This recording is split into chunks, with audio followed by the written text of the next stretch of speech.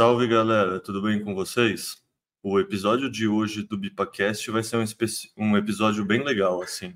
É sobre como montar uma operação de mineração de Bitcoin no interior do Brasil. Eu ainda estava na Arthur quando esse processo foi feito, então eu acompanhei de perto e era um episódio que eu estava querendo muito trazer para vocês, justamente para vocês entenderem que, fora toda a parte tecnológica, ainda tem, no fundo, muito improviso, muito resolver problemas no ato, assim, no fundo, tem muita, como eu posso dizer, quebra-cabeças sendo resolvidos na hora, com um pessoal competente tendo que tirar soluções não ideais, mas eficientes em situações adversas. E para conversar sobre isso, eu chamei o Mota, que participou bastante desse processo. Pessoal, certo?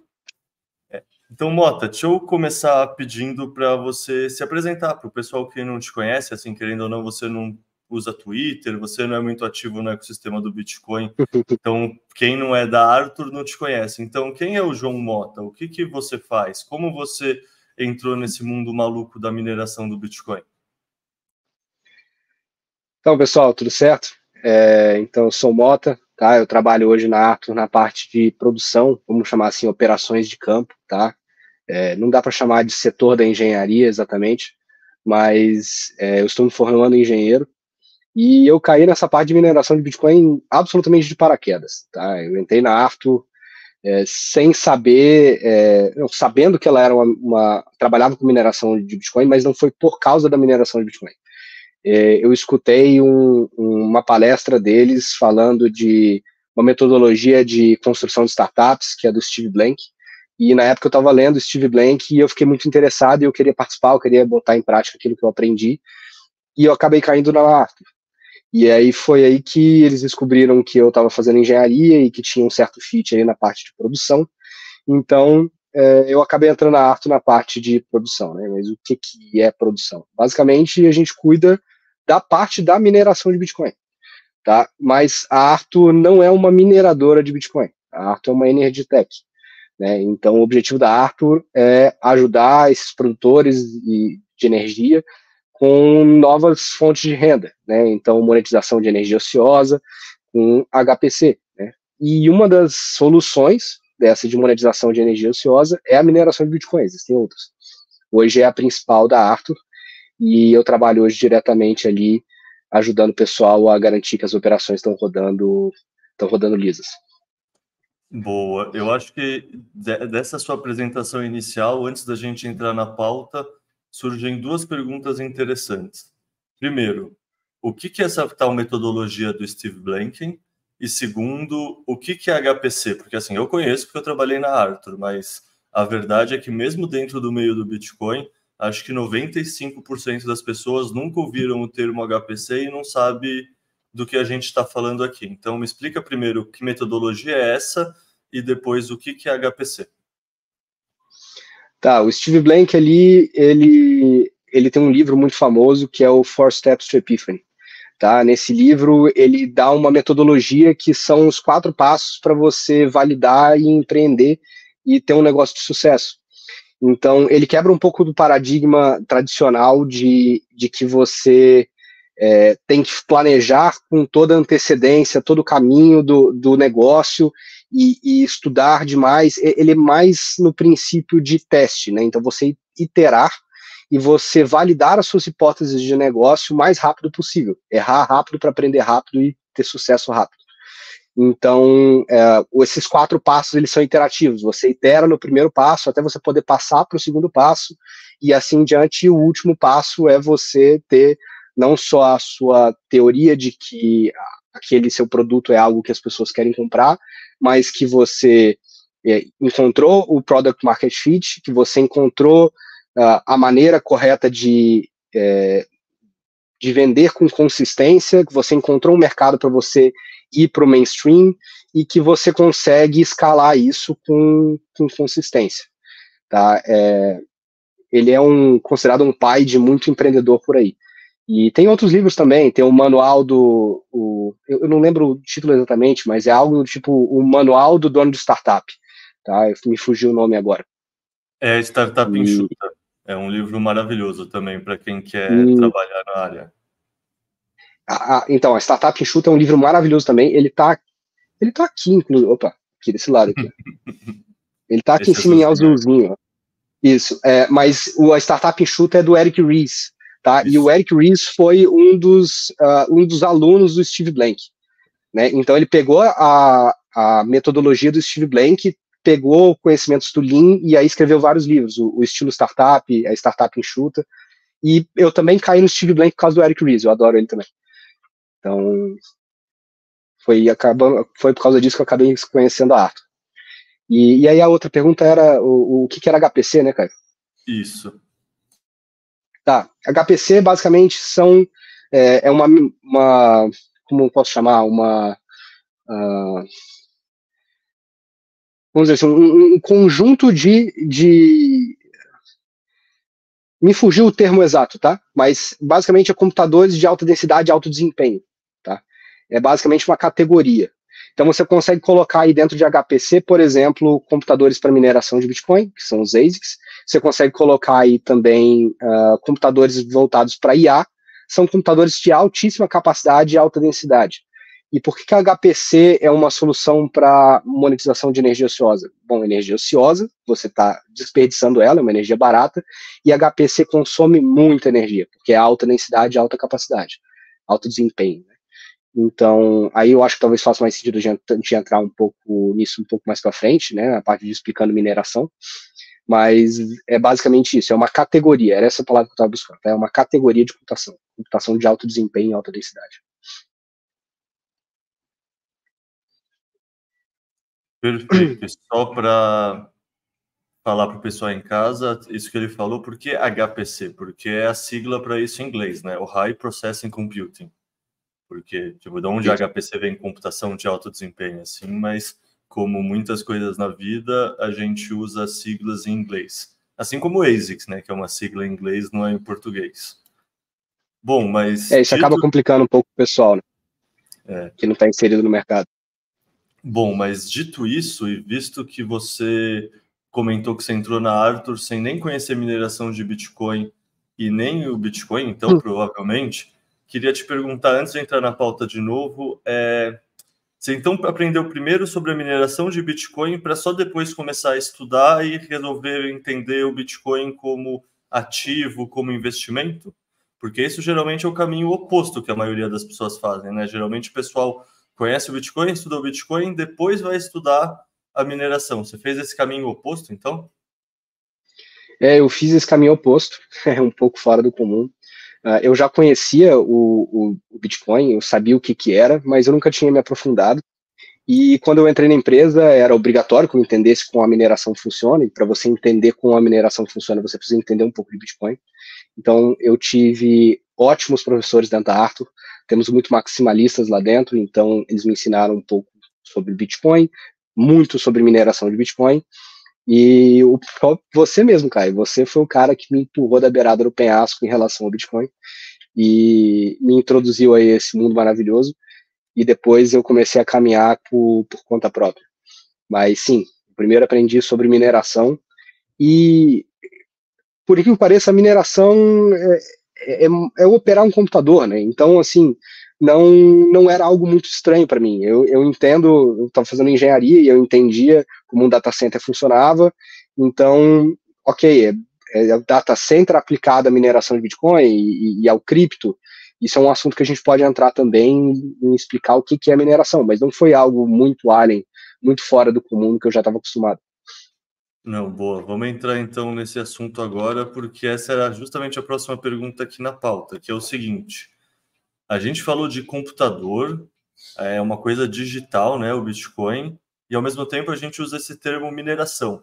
Para muita gente Uhum. que não é do ecossistema, isso gera uma grande confusão, porque como assim eu consigo minerar algo que é digital? Então, sei lá, vamos falar o João, quando o João está conversando com a sua mãe, a sua prima, como você explica a mineração de Bitcoin para elas? Putz, tem hora que a gente tem que simplificar bastante, né? Porque eu tenho muito parente que é mais simples, mais humilde. Então, na maior parte das vezes eu tenho que explicar que eu trabalho com computadores e tecnologia, né? Mas aí a gente vai em níveis. Eu gosto sempre de explicar em alguns níveis a mineração de Bitcoin, tá? No nível mais básico, eu acredito que vocês entendam como funciona, porque transacionar Bitcoin, né? Vamos lá, eu quero mandar dinheiro para o Caio, como se fosse um Pix. Então eu boto o endereço do Caio no meu aplicativo do banco e envio para o endereço do Caio no aplicativo do banco dele. Nós precisamos confiar no Banco Central e em outras instituições para que o dinheiro saia de mim e vá para o Caio. No Bitcoin, quem faz essa transação não precisa ser alguém confiável, então não confiar em uma terceira pessoa. Mas por mais que não precise confiar nessa terceira pessoa, essa terceira pessoa precisa existir. E aí a gente pode falar de consenso e tudo mais um pouco depois. Mas quem faz as transações do Bitcoin são os mineradores. Né? A gente compila essas transações num bloco e depois faz por força bruta até encontrar a solução desse bloco e você recebe remuneração por achar essa resposta do bloco. Então, é necessário para que a rede funcione, para que o ecossistema do Bitcoin funcione, que tenham pessoas transacionando.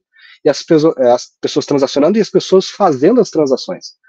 Então, na analogia do Pix, nós seríamos o banco central em que bota poder computacional para que as transações aconteçam. Esse é a explicação mais nível 1. O próximo nível disso seria explicar o porquê que nós temos computadores específicos e porquê que é difícil hoje minerar Bitcoin. Né? Como vocês sabem, principalmente os maximalistas, o Bitcoin tem um dos features dele é a questão do tempo para minerar no bloco. Né? O que é o tempo para minerar no bloco? Existe um algoritmo que aumenta a dificuldade da rede para que normalmente demore-se 10 minutos aproximadamente para que você encontre um bloco. Eu estou passando mais direto nessa parte, porque eu acredito que a gente está falando com o pessoal que entende como funciona a rede e tudo mais. Então, vou um pouco mais para a parte técnica da mineração. Então, lá atrás, no início do Bitcoin, ainda eram 10 minutos para acontecer um bloco, e você conseguia fazer isso com computadores normais, com computadores residenciais. Depois, como o incentivo era muito grande, você ganhava muito Bitcoin por minerar um bloco, e o Bitcoin não valia tanto quanto hoje, mas era muito Bitcoin que você ganhava também. Então, o incentivo econômico começou a se tornar grande e isso atrai concorrência. Quando a concorrência veio para a mineração de Bitcoin, você começou a ter blocos menores do que 10 minutos. E através do algoritmo de dificuldade da rede, esse bloco se tornou mais difícil de minerar. E o que é esse mais difícil de minerar? Imagina que para você encontrar a solução do bloco, você ganhar a recompensa, é um grande palheiro com uma agulha lá dentro. Você precisa encontrar aquela agulha em aproximadamente 10 minutos. Se você estiver sozinho procurando aquela agulha no palheiro, você precisa de um palheiro não muito grande. Talvez uma caixa seja suficiente de palha e uma agulha lá dentro. Agora, se eu tivesse 1000 voluntários, você acha que a gente encontrar esse bloco muito mais rápido do que 10 minutos. Portanto, o tamanho do palheiro tem que ser muito maior. O algoritmo ele constantemente ajusta o tamanho do palheiro para você achar a agulha em aproximadamente 10 minutos. Ao longo dos anos, e hoje a gente não está no máximo da dificuldade, porque a gente acabou de vir do halving, mas a gente está muito próximo ao máximo da dificuldade, hoje o palheiro é muito grande. Tá? Então, por isso a gente precisa de computadores potentes para se tornar competitivos, e não é exatamente possível, aí a gente pode entrar, esse é um outro assunto legal também, que é uma dúvida do pessoal, porque se é possível minerar hoje em casa e com computadores normais. Possível não é economicamente viável, mas você pode por hobby, só não vai fazer dinheiro com isso. E a gente pode falar um pouco mais intrinsecamente da mineração um pouco mais pra frente. Mas é basicamente isso, você como minerador, você valida as transações das outras pessoas. Então, por um lado, as transações são essenciais para que a rede exista e é essencial que existam pessoas que façam essas transações, por mais que seja uma terceira pessoa que não exige confiança, como o Bitcoin dita. Boa. Eu gosto muito do termo, ao invés de mineração, de validação incentivada, porque isso também explica bem o que é a atividade do minerador, sem gerar os vieses de compreensão associados à atividade analógica de mineração, né? Tipo, e, sei lá, qual é a história do termo mineração? Mineração está falando muito da recompensa do bloco, né, que é análogo ao processo de busca do ouro. Ou seja, você coloca a prova de trabalho, você cava um buraco, no caso do ouro, você troca o trabalho executado por uma commodity, ou ouro, ou Bitcoin. Mas é interessante o termo validação incentivada, porque é isso, querendo ou não, a parte de mineração, que é a parte de emissão de novos Bitcoins, ela se torna cada vez menor de acordo com cada halving, né? E está previsto para 2140 a gente não ter mais Bitcoins sendo emitidos, então toda a sobrevivência dos mineradores vai estar associada às taxas de transação. E as taxas de transação é uma parte que ninguém leva em conta, porque quando você fala da mineração, você está focando muito nessa parte que é a remuneração do bloco. Só que a remuneração do bloco é só uma das duas vertentes de satoshis que os mineradores recebem, né? Então, assim, no começo, nesses primeiros 15 anos da rede, com certeza o grosso do dinheiro da mineração vem da recompensa do bloco. Mas essa não é uma tendência para longo prazo. Então, eu acho que quando a gente fala sobre isso, eu acho muito legal esse o termo que eu... Não sei se você conhece o Wilson, que é um cara aí de Floripa, ele já deve ter ido nos BitTalks, no BitDevs, mas ele que me falou a primeira vez, eu achei genial por causa disso, porque é isso, a palavra mineração eu acho que ela é boa e ela já está consagrada, a gente não vai deixar de usar ela, mas ela foca só em uma das duas possibilidades de lucro dos mineradores, e por isso surgem muitos FUDs de tipo, depois do halving a mineração vai se tornar economicamente inviável e vai ter um espiral de morte, e no final todo mundo vai desligar as máquinas porque o minerador não consegue mais ser pago. Pô, se o minerador não conseguisse mais ser pago, convenhamos que não tinha empresas listadas nas Nasdaq, cada vez mais empresas listadas nas Nasdaq, cada vez a hash rate subindo, etc. Tipo, no fundo, isso é prova que a atividade de mineração de Bitcoin está cada vez mais acessível, está cada vez gerando mais dinheiro, tem mais pessoas interessadas em ganhar dinheiro. Tipo, por exemplo, hoje em dia um bloco, a remuneração está 3,125. Pô, 3,125 Bitcoins hoje é muito mais dinheiro do que 50 Bitcoins eram em 2010. Exatamente. Tipo, a gente tem que pensar no poder de compra do Bitcoin, que é gerado na mineração, e não no valor absoluto em si. O poder de compra que cada bloco de minerado gera hoje em dia é muito maior do que o poder de compra gerado em 2010 ou 2015.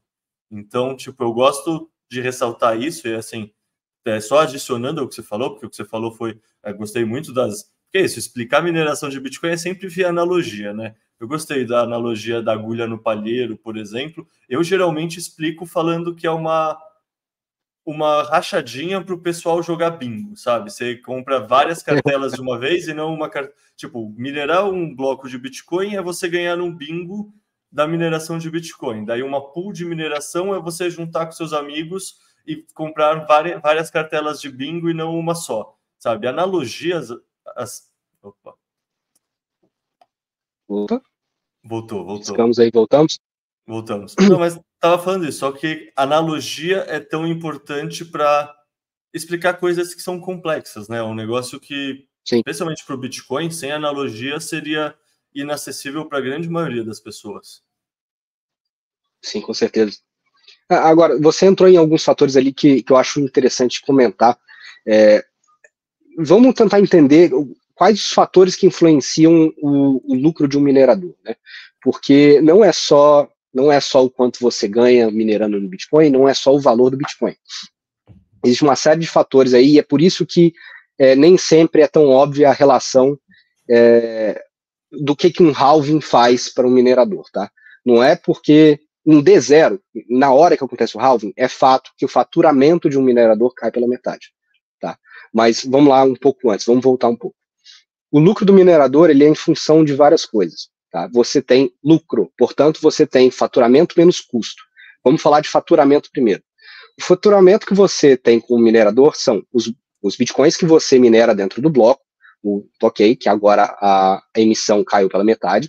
Você tem as taxas de transação, e as taxas de transação, o quanto você ganha de taxa, tem a ver em função do quanto as pessoas querem transacionar, o quanto a rede está tá estrangulada, o quanto você tem de engarrafamento, e isso aqui varia. Isso varia bastante. Tá? Então, você tem uma coisa que é um indicador que é muito legal, que é o hash price. Isso é uma coisa mais comum dentro do mercado de mineração, mas é basicamente um indicador em formato de gráfico que mostra o quanto você estaria ganhando por um certo uma unidade de poder computacional hoje. Tá? Hoje fala-se em petahash. Tá? A gente vai falar o que é um petahash depois. Mas você vê que o faturamento do minerador ele varia muito, mesmo pós-halving ou antes do halving, porque depende de incentivo de rede, quantas pessoas estão querendo transacionar, e também o preço do Bitcoin. Por mais que a emissão de Bitcoin fosse estável, o preço não é. Então, a gente tem que apurar lucros em dólar, né? Não tem jeito. Então, além disso tudo, você tem a taxa de conversão. Então, já entendemos que o faturamento do minerador não é estável. Tá? Ele pode variar e não tem só a ver com a emissão dos bitcoins dentro do bloco, tem a ver com taxa, tem a ver com dificuldade de rede, tem a ver com competição também, algoritmo de dificuldade da rede. E agora a gente vai para o outro lado da equação, que é custo. O que é o custo do minerador? O maior custo, disparadamente, é energia. Consome-se muita energia, e é por isso que a gente vê uma série de bobagens. O pessoal fala por aí que o Bitcoin polui, o Bitcoin está destruindo o planeta, a mineração é o demônio, gasta-se piscinas de água para mineração de cada Bitcoin. Pô, isso é tão baixo, isso é tão baixo de conhecimento. É o cara que leu a manchete e não leu a notícia para entender e não foi para a derivada. Né? Isso é puro preconceito. A gente pode falar sobre isso depois. Na realidade, daria até um podcast sobre isso, com certeza tiveram vários, de como isso aí é falso e, na realidade, a gente vai até pelo caminho contrário, como o Bitcoin é sustentável e ajuda. Enfim, nós temos o faturamento, nós temos o maior custo, que é a energia. Então, quando você subtrai do faturamento o teu custo, você tem um lucro. Então, mesmo que o faturamento de todo mundo fosse igual, todos os mineradores do mundo fosse igual, o custo não é. Pessoas têm acesso a diferentes custos de energia. Então, amanhã acontece outro halving, o faturamento vai cair pela metade, não vai valer mais a pena minerar. Depende, como é que é o seu custo? Você tem acesso a fontes de energias baratas o suficiente? Você é um minerador eficiente? Ou você já estava na beira do equilíbrio? Se você já estava na beira do equilíbrio e corta o seu faturamento pela metade, você está se complicando. Agora, é por isso que o mercado de mineração está se tornando cada vez mais profissional e industrializado. Nós estamos em busca de eficiência agora. Você tem que ser mais eficiente. É a sobrevivência do mais apto, basicamente. Não amanhã, mas daqui a outro tempo vai acontecer outro halving. Você vai estar apto o suficiente a continuar sobrevivendo nesse mercado? Então, tem que se profissionalizar. Basicamente nessa linha.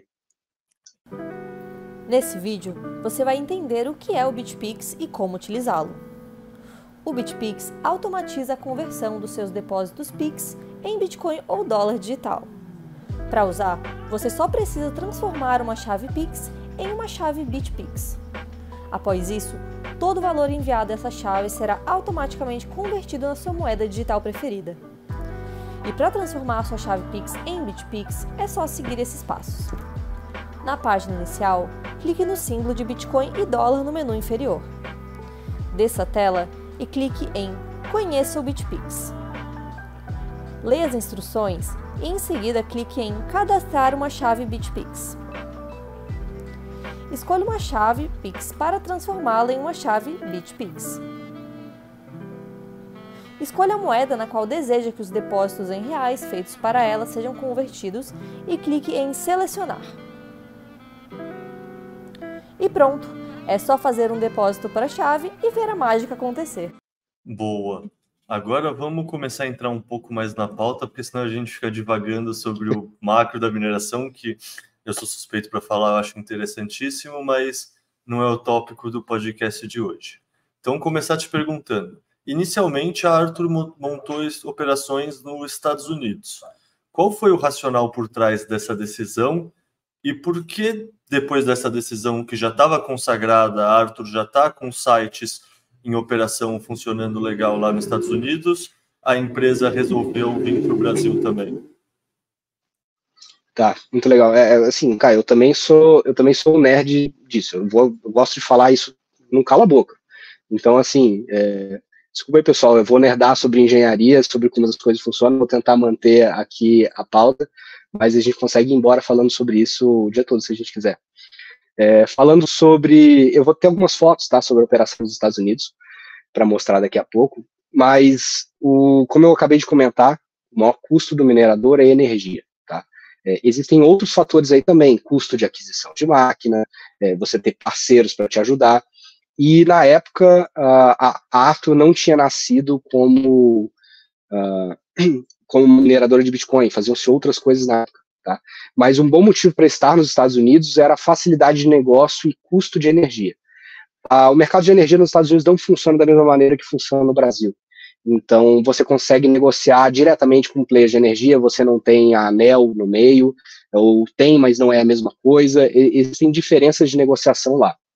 E tem que lembrar que com uma operação em escala industrial, você também precisa de apoio, né? Apoio, você precisa ter peças de máquina, você precisa comprar máquinas com facilidade, você precisa ter prestadores de serviços especializados, esse tipo de coisa. E na época os Estados Unidos conseguiam oferecer um mix dessas coisas muito interessante.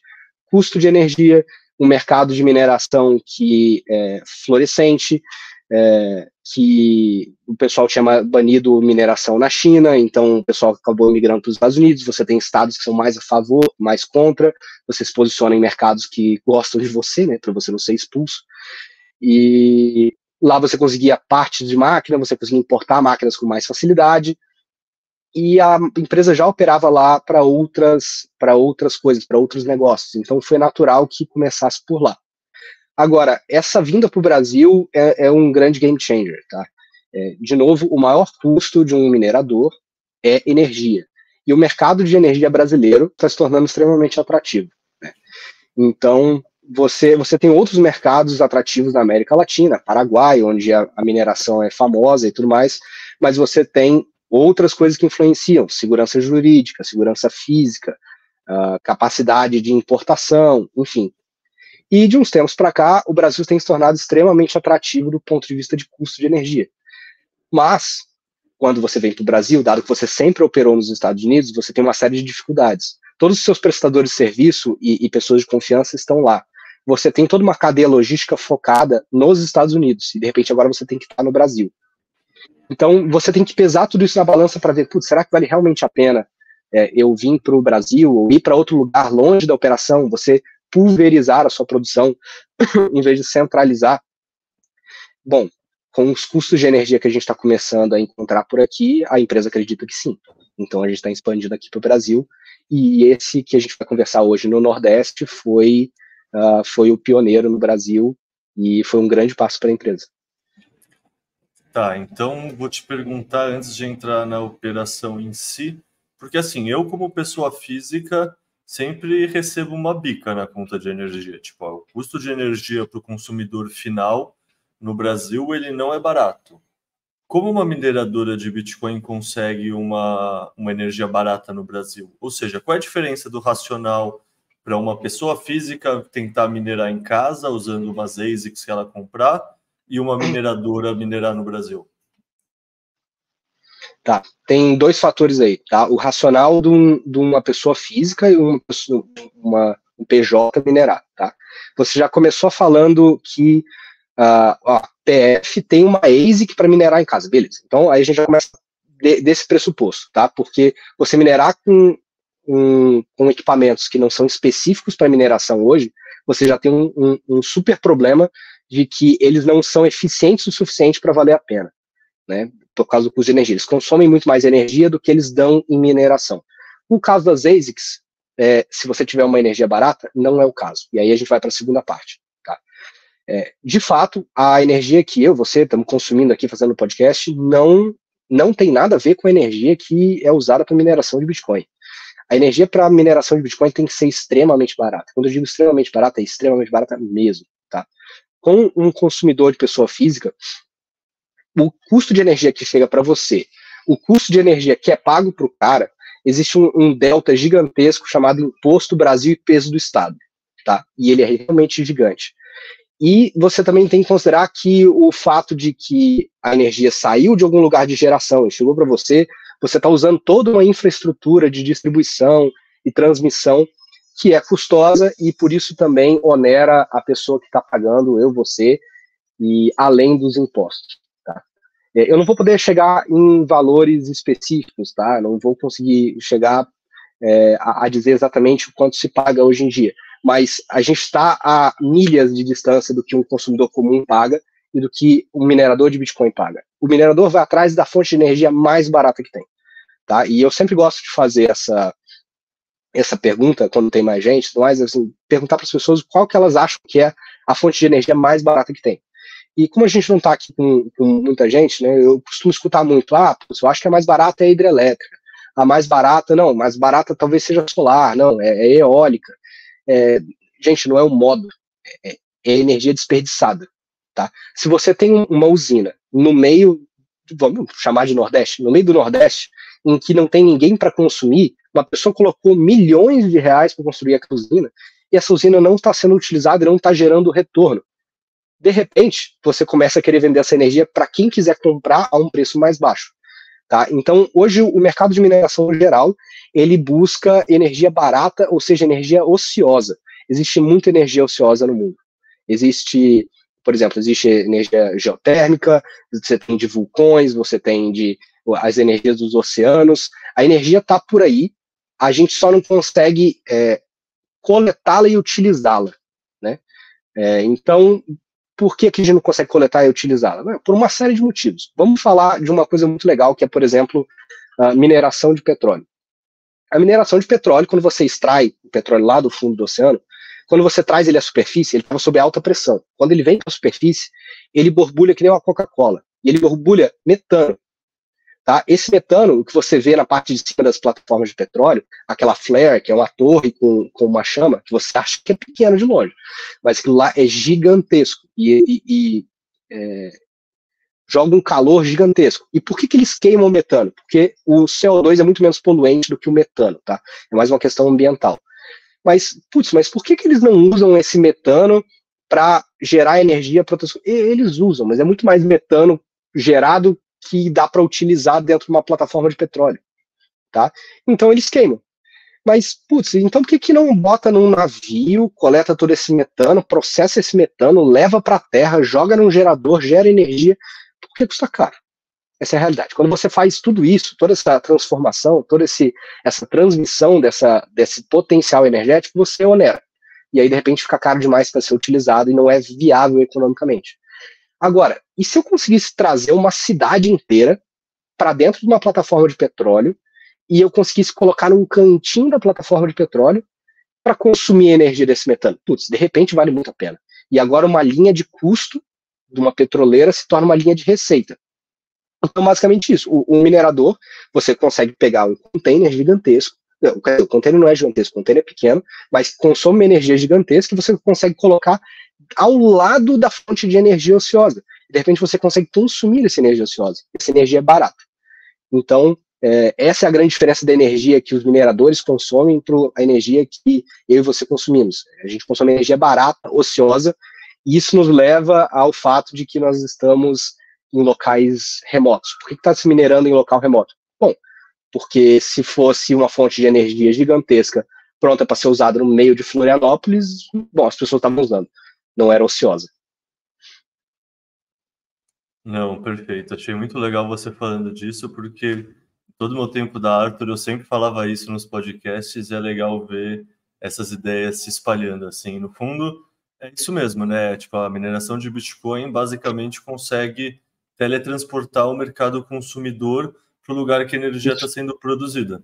Esse é o game changer, assim, porque assim, por que você não instala alguma outra indústria? E aí, você usou o exemplo da plataforma de petróleo, tem um exemplo do interior do Nordeste, é isso, tipo, o custo do transporte geralmente é um fator muito importante para diversas commodities. O custo do transporte inviabiliza diversas commodities serem produzidas em determinados lugares, sabe? Você não tem uma indústria que vai absorver essa energia, ela é jogada fora. É uma energia que, assim, Tipo, nos Estados Unidos, no Brasil, assim, não é que ela é custo zero, ela, tipo, tem preço negativo, assim, o pessoal quase, tipo, isso tem dados dos Estados Unidos, eu nunca vi estudos do Brasil falando isso, mas é preço negativo de energia.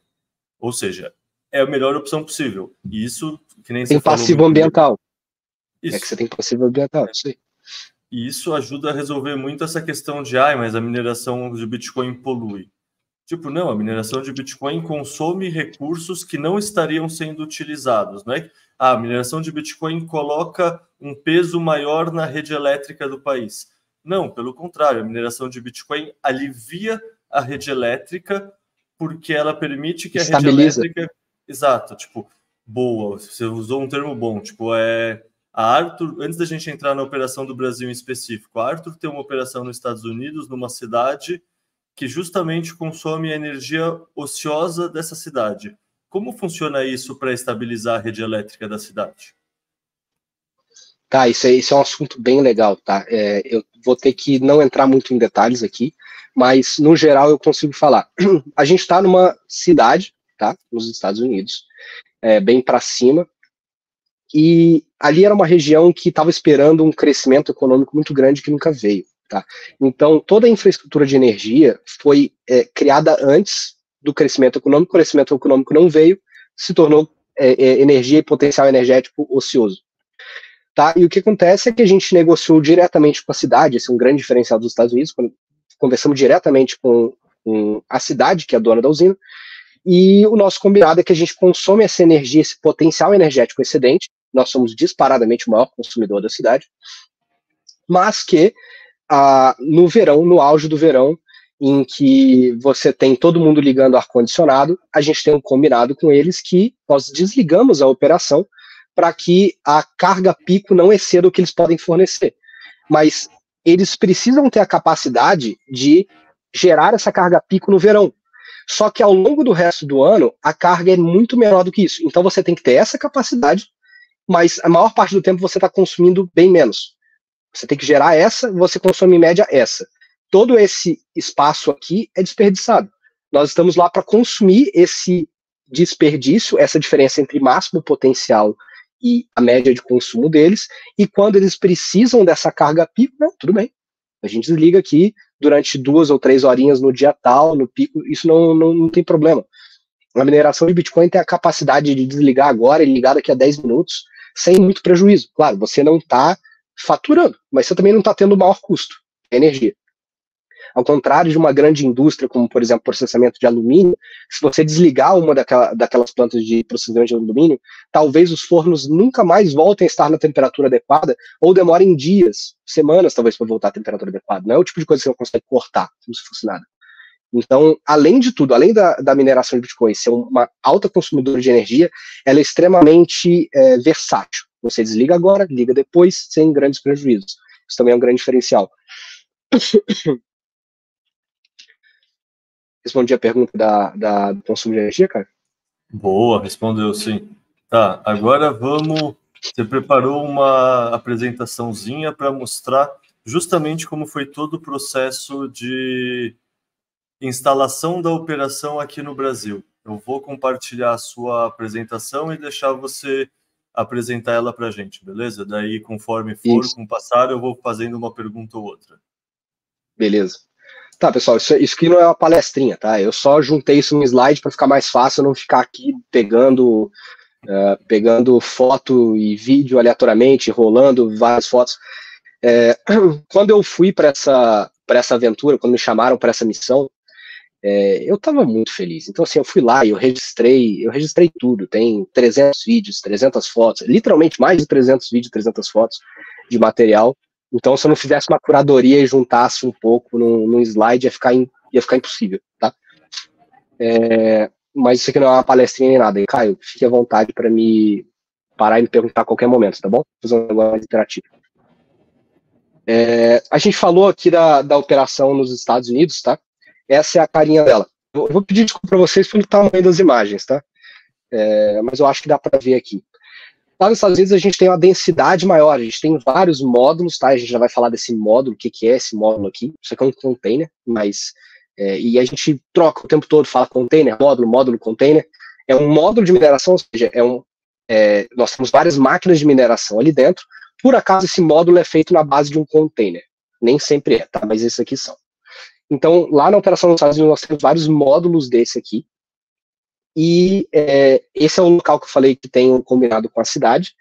E por isso que a gente está mais próximo de centros urbanos. A gente não está completamente isolado.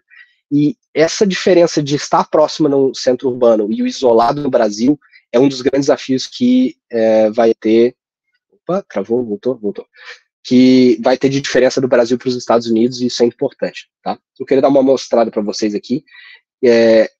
Como é os Estados Unidos. Lá nós temos tempos de calor? Temos. Mas nós também temos um inverno rigoroso, já chegou a pegar menos 20 lá, e aí a coisa complica bastante. Neve, umidade, tempestades, é uma das maiores incidências de raio que a gente poderia ter por lá.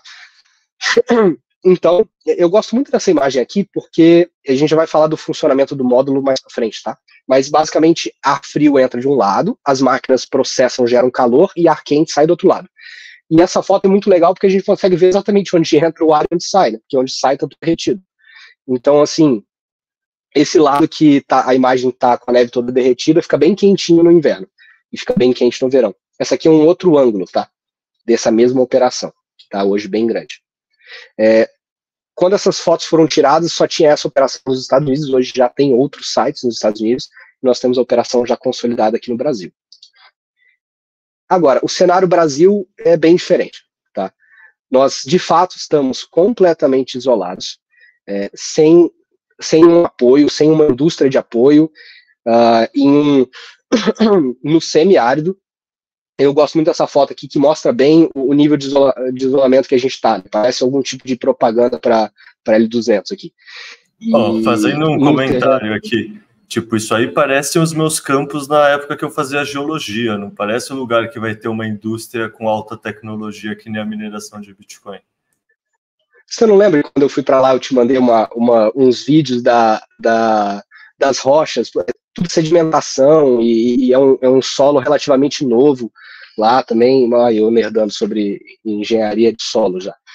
E, enfim, é bem remoto, tá? Mas é muito bonito lá. Eu gosto de natureza, eu gosto de aventura, então, assim, eu fiquei completamente encantado com a beleza do lugar. Mas, de fato, não combina com uma indústria de alta tecnologia e mineração de Bitcoin, tá? A gente foi visto meio como alien até pelo pessoal que estava ali no local. Vou dar uma outra mostradinha. Tá, quais são os grandes desafios, então, de você vir lá dos Estados Unidos para cá? Lá nos Estados Unidos a gente tem o inverno rigoroso, nós temos um verão rigoroso, nós temos um meio tempo que é ok, mas aqui no Brasil a gente tem uma condição ambiental extrema. Nós temos uma secura extrema e uma temperatura extrema constante, né? E isso teve que ser levado em consideração na adaptação do projeto de engenharia para a gente não ter problemas operacionais. Tá? O isolamento geográfico é um fator importantíssimo. Tá? Lá nos Estados Unidos, como eu disse, a gente está próximo de um centro urbano. Estou aqui mexendo na máquina, a máquina, cortei um cabo de rede sem querer. Não, de boa, tá? Vai atrasar nosso trabalho? Vai, mas a gente vai pegar um carro que tem lá o carro da operação e vai em um grande centro urbano, gigantesco centro urbano que tem ali próximo, e vai comprar um cabo novo. Tá? Mesma coisa com um exaustor, mesma coisa com qualquer coisa que você precisar. Tá? A gente tem materiais no site, mas se precisar, pode ir comprar. Aqui não tem essa opção. Tá? Não tem essa opção. Você tem que levar tudo que você precisa, e você precisa planejar com muita antecedência tudo aquilo que você vai precisar e tomar cuidado para que você não impeça a operação de acontecer durante 2 ou 3 dias porque faltou um parafuso. Chega a ser bobo, mas a gente teve que fazer esse exercício de preocupação. Tá?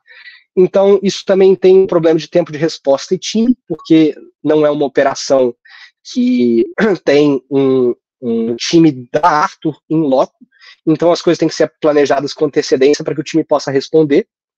E a falta de apoio à mineração é o seguinte: lá nos Estados Unidos você tem empresas que estão acostumadas a importar, você tem outras empresas que vendem módulos de mineração ou containers de mineração. Então você consegue comprar materiais prontos. Não é o caso do Brasil. caso do Brasil, a gente está fazendo meio que do zero. Então, tem que ser muito bem planejado. Tá? E agora vamos falar um pouco do projeto que foi feito para o Brasil. Tá? Esse foi um dos nossos projetos, um dos nossos projetos pensados para a operação no Brasil, e ele é um container ou um módulo de operação extrema. Tá? Ele foi feito e pensado para condições ambientais adversas, então muita chuva, muito calor, ele tem todo um esquema de isolamento especial, os circuitos, minha voz está complicando um pouquinho, ele tem todos os circuitos dimensionados para aguentar todo esse calor, os exaustores que estão aqui, eles são sobredimensionados, uma certa quantidade para que não seja um problema operar no calor. Inclusive, aí a gente já começa a ter uma grande diferença da indústria de data center comum para a indústria de data center de mineração. Tá? As máquinas não são tão sensíveis quanto as pessoas imaginam. Tá? Essas máquinas elas são feitas para operar entre 0 e 40 graus Celsius. Claro que em 0 ela não opera tão bem, nem em 40 não opera tão bem, mas ela opera bem mais quente do que muito computador de data center por aí. Então aí o pessoal de data center começa a perguntar, putz, mas ventilador, e cadê o ar-condicionado? Não tem a possibilidade de usar ar-condicionado nisso aqui, tá? A potência de um módulo como esse pode chegar a quase 2 mega de potência. Eu sei que isso não é para a maior parte do pessoal que não é da engenharia, 2 mega, o que é 2 mega? Tá. Pessoal, existem turbinas eólicas que têm menos de 2 mega, entendeu? Então, assim, é muita energia aqui dentro, não há ar-condicionado que aguente, tá? Então é feita a base da exaustão forçada, a gente vai falar sobre como funciona um pouco mais pra frente. Uma pergunta. Então, também não tem uma questão que o ar-condicionado geraria uma condensação dentro do container que corre risco de estragar as máquinas? Você pode fazer... O ar-condicionado ele seria em loop fechado, tá? Então você extrairia você não extrairia o ar, você extrairia a umidade toda desse ar e o ar seria recirculado, então você não teria uma umidade grande o suficiente para condensação. Em compensação, você não pode tirar completamente a umidade, porque senão você gera estática. Então existe um equilíbrio perfeito ali a ser atingido, mas que eu não vou saber te dizer qual é, porque a gente não usa, né? Então é uma coisa mais de data center. Não há. A gente costuma deixar, quando as pessoas querem projetar e não querem escutar que não dá para usar ar-condicionado, fala assim, tá bom, dimensiona, a gente conversa daqui a pouco. E a conversa vira, não tem condição, então vamos de exaustão forçada mesmo, isso aí, de convecção forçada. Tá? Vamos falar um pouco sobre como funciona aqui, eu tô olhando aqui pro lado por causa do monitor, tá, pessoal? Opa. Não sei porque não está aparecendo. Isso aqui era para ser uma imagem de uma ASIC, tá? Eu espero que tenha uma outra imagem de uma ASIC um pouco mais para frente que eu possa mostrar. Tá? O que é uma ASIC? A ASIC é um computador. Pensa numa caixa quadrada, tá? Que tem ventiladores na parte da frente e lá atrás. E eu gosto muito de fazer a analogia de que uma ASIC é um caminhão com muitos motores. Vamos dizer assim, centenas de motores. Por que isso? É um computador que não tem tela, não tem teclado, não tem outros componentes, ele só tem um monte de processadores. Então é um caminhão com uma série de motores. Ele é muito forte, mas ele é burro. Tá? Então, assim, ele só faz uma coisa. A ASIC é um Application Specific Integrated Circuit, ou seja, é um circuito especializado para mineração de Bitcoin, em que, não para mineração de Bitcoin, mas para a quebra do protocolo criptográfico da mineração de Bitcoin, e ele só serve essa função. Se ele não puder minerar Bitcoin amanhã, ele vira um peso de porta muito caro. Tá? Ele não serve para outra coisa. É diferente de uma GPU, você pode usar para minerar Bitcoin, mais que não seja eficiente, economicamente viável, mas você pode usar, mas que depois que você para de usar para mineração de Bitcoin, você pode voltar a usar no seu AutoCAD, ou você pode voltar a usar para jogar um joguinho ou algo desse tipo, uma ASIC que não é esse caso. Tá? E é por isso que elas são milhares de vezes mais potentes que algumas GPUs por aí. Tá? A ASIC, ela criou uma revolução no mercado de mineração, porque ela tirou todo o resto do pessoal da jogada. Hoje você minera Bitcoin apenas com ASIC. E ela e eu queria muito mostrar aqui, porque esse é um conceito importante, ela é turnkey. O que eu quero dizer com turnkey? Se você tem uma fonte de energia, você tem 2 cabos e um cabo de rede, ela funciona, você tem que configurar ela, mas não é uma peça de computador que você tem que montar no seu computador. Ela já é o computador, por mais que ela seja um computador, a analogia do caminhão com vários motores. Tá? Ela não tem cabine, mas ela tem vários motores. Então, teoricamente, se você tem uma ASIC só e você tem uma fonte de energia extremamente barata, é só você plugar na tomada, plugar na internet, configurar e ela volta a funcionar turnkey, ou seja, só virar a chave e começar a funcionar. O problema é que a gente chega no problema de escalabilidade. Você tem uma, funciona tranquilo. Você tem 2, tranquilo. 10, a sua mulher já quer expulsar você de casa porque de repente está um calor desgraçado e um barulho desgraçado, os vizinhos estão reclamando. Mas quando você junta 300, 600 dessas juntos, de repente você tem risco de vida, criação de estática, barulho, problema com... Você tem que filtrar o ar, você tem problema de calor, Então, a escalabilidade do negócio é que vira a ciência. Tá? A ciência está na profissionalização disso e a operação em nível industrial. Isso é uma coisa relativamente recente, né? As pessoas antes mineravam com os próprios notebooks, depois com as próprias placas gráficas, depois com placas gráficas mais fortes, e hoje você vê grandes empresas em escala industrial operando isso. E esse é um dos grandes paradigmas que eu queria quebrar vindo aqui nesse podcast. Porque as pessoas acham que mineração de Bitcoin é um hobby. Não é mais. Mineração de Bitcoin é uma operação industrial. Envolve guindaste, barro, furadeira, esmerilhadeira, paleteira e container, indústria mecânica, elétrica. É a galera da engenharia mecânica, elétrica e civil se junta para fazer dinheiro com mineração de Bitcoin. O negócio se tornou profissional em escala industrial. Então, essa era para ser a foto da ASIC, e eu queria mostrar que o container funciona como uma ASIC grande, tá? Então, tem uma imagem que é legal, que é aquela mesma imagem do início lá a imagem da ASIC também sumiu nesse slide, engraçado. Você tem, assim como a ASIC tem um local que entra o ar, o local onde o processamento acontece, que são várias placas com chips, esse ar esquenta e o ar sai do outro lado. O ar é forçado através da máquina para que ela esfrie e ela consiga operar na temperatura adequada dela. Tá? Isso mexe com a eficiência dela. Deixa eu te fazer uma pergunta que eu reparei olhando a outra foto lá do Brasil, do container do Brasil, e essa. Aqui eu vejo que a cobertura é muito maior no Brasil. Isso é adaptação para chuva versus neve? Porque lá eu vejo 3 andares de cobertura em vez de uma cobertura única e contínua. Tá, isso é legal, tá? Vou explicar o que é essa cobertura.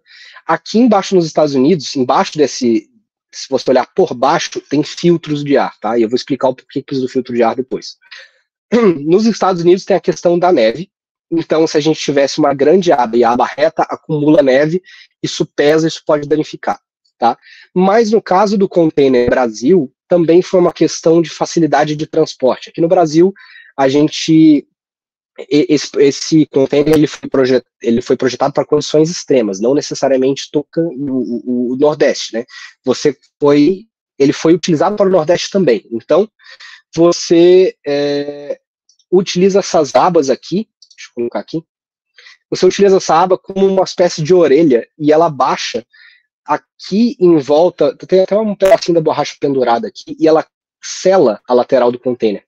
Esse container foi pensado para ser transportado via marítimo, então a gente tinha uma preocupação com água, molhar, chuva, sal, maresia, enfim. Então essas abas são utilizadas para fechar e selar o container. Elas também agem como um protetor, e vão ter outras fotos que mostram, um protetor contra a chuva lateral. Tá? O local no Nordeste onde a gente implementou, ele não chove muito. Chove extremamente pouco, mas quando chove forte, chove de lado. Então, era importante que a gente tivesse uma aba grande o suficiente a ponto da chuva lateral não molhar os filtros de ar. Tá? Então, acabou sendo uma dupla função. Tá? E como eu disse, essa é uma das soluções. Existem outras soluções também. Deixa eu passar aqui. Respondido, Caio? Boa. Tá. Então, o módulo de mineração ele funciona como uma grande ASIC, tá? Você tem ar frio entrando pela esquerda, aí você tem as ASICs dentro, que era para ser essa fotinha, dentro aqui numa prateleira, e você tem exaustores, ou seja, grandes ventiladores. A diferença do exaustor para o ventilador é só a direção que ele gira, tá, galera?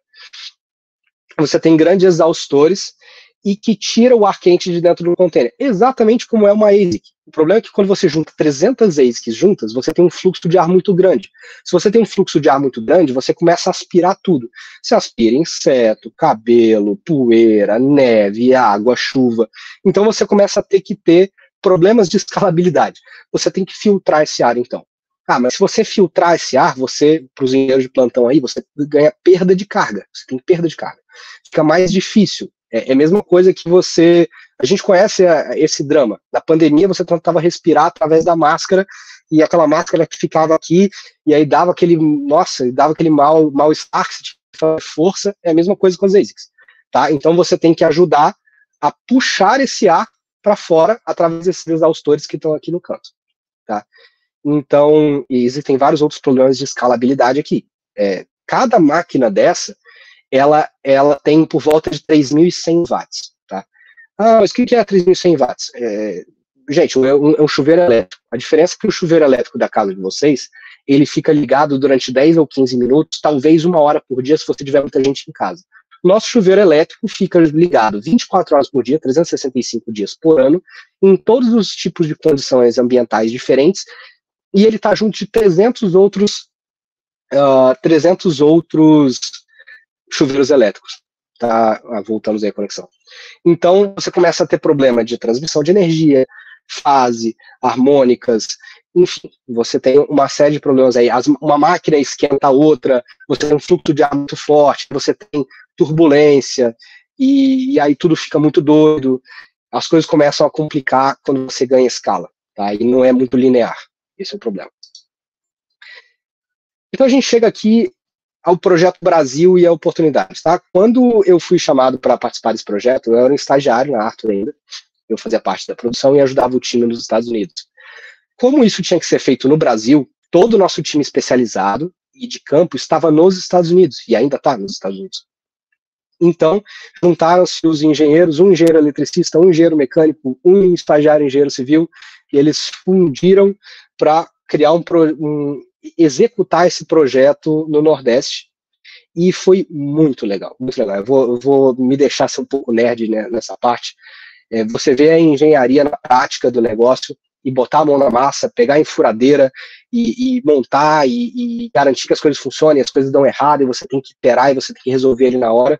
Isso foi sensacional. A gente teve a oportunidade de levar o time para conhecer um módulo desse de perto, porque a maior parte do time nunca teve a chance de ir para os Estados Unidos. Então, sempre foi, tá bom, a Arthur faz aquilo lá. Não, agora a Arthur faz isso aqui. Agora dá para ver, vamos lá, vamos entrar num container. Olha só, pega essa ASIC aqui. Tá vendo que vocês não entendem o porquê que quando a gente fala que não dá para colocar 100 dessas num dia, olha o quanto ela pesa. E aí as pessoas, nossa, não, agora eu entendi a realidade. Nada como o vai e veja, né? Vai e veja na prática, arrisca a própria pele.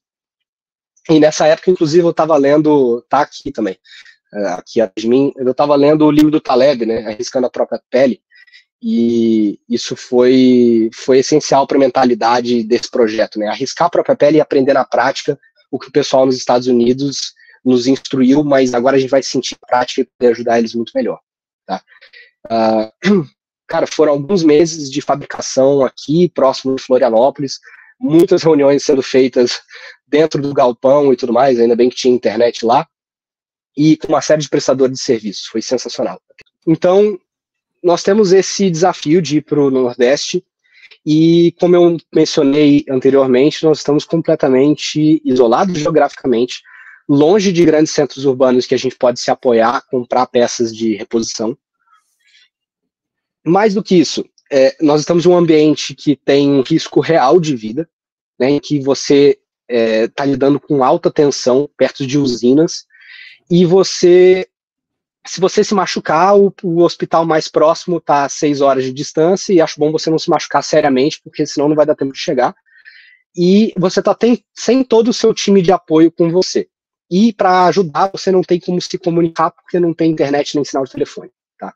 Então a gente fez o exercício do apocalipse, né? Se o mundo fosse acabar amanhã e você tivesse que manter uma operação de mineração de Bitcoin de pé, o que você levaria?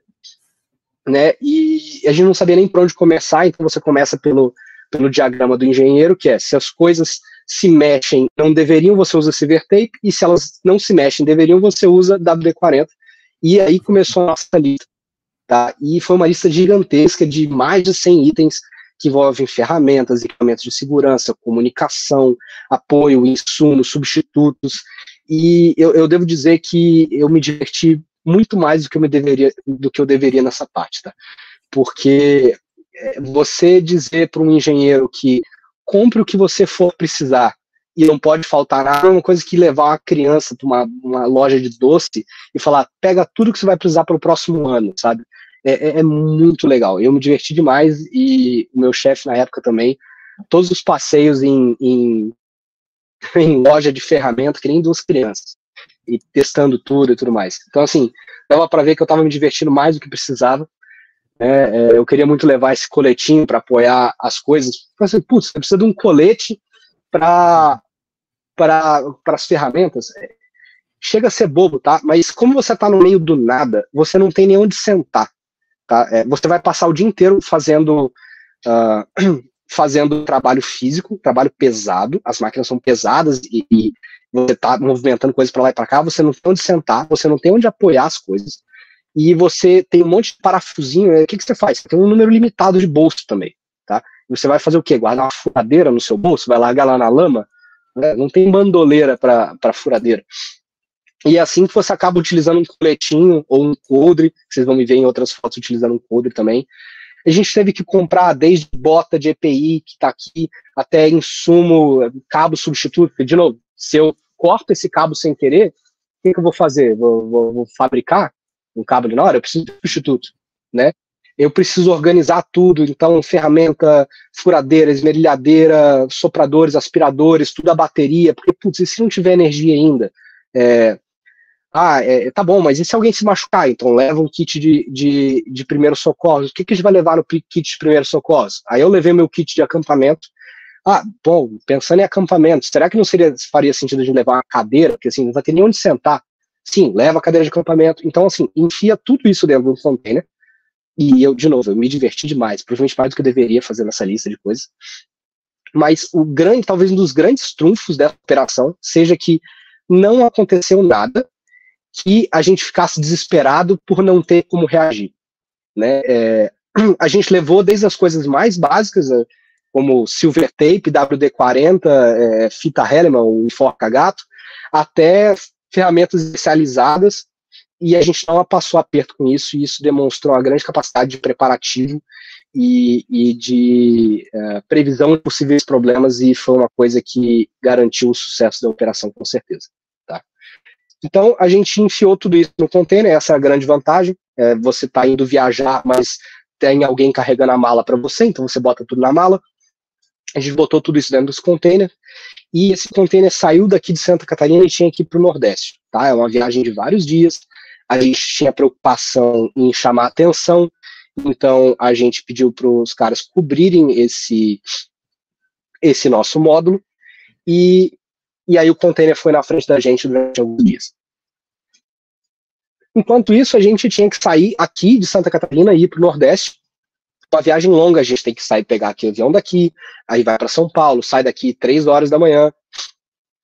E, na verdade, eu acho que a gente acordou 2 horas da manhã, alguma coisa assim, para pegar um avião, para ir para São Paulo, de São Paulo para Distrito Federal, de Distrito Federal para outro lugar, aí para em uma cidade, aí pega um carro, depois você pega 4 horas de carro até a cidade mais próxima da fazenda, né? E para ajudar, né, depois que você chega na fazenda, você ainda tem mais ou menos 1 hora de estrada de terra, com vários caminhos e bifurcações, que a gente precisava chegar no local e o container ia encontrar a gente lá, tá? Tem alguns vídeos aqui do caminho, tá? Esse aqui a gente já tinha colocado o pé na estrada. Lá é muito lindo, é muito, muito plano. E muita plantação, uma área extremamente rural. E a gente já estava cansado, né? Você imagina, né? Já tinha acordado 2 horas da manhã e avião um atrás do outro, e aí vai lá, paga R$90 em 2 coxinhas, uma Coca-Cola em Congonhas, esse tipo de coisa que estressa qualquer um. Tá? Entrando na fazenda depois, a estrada de terra, uma estrada, não é uma estrada ruim, tá? É uma estrada relativamente boa, só que você está numa caminhonete 4x4 com uma suspensão alta. E você lembra que atrás de você está vindo um container com alta tecnologia e que está tudo balançando lá dentro, e o caminhoneiro não tem controle sobre isso. Então a gente tinha uma alta preocupação sobre qual era o estado do container. Tá? Você passa e você balança na estrada, só que imagina que você é uma carreta muito grande, então você tem torção. E a torção é que quebra. Né?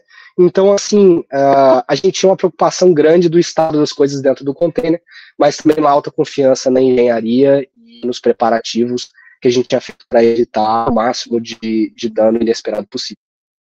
Tá?